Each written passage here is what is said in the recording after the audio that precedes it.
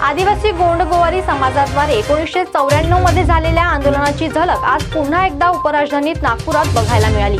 26 जानेवारी पासून समाजातील 3 बांधवांनी बेमुदत उपोषण सुरू केले आहे।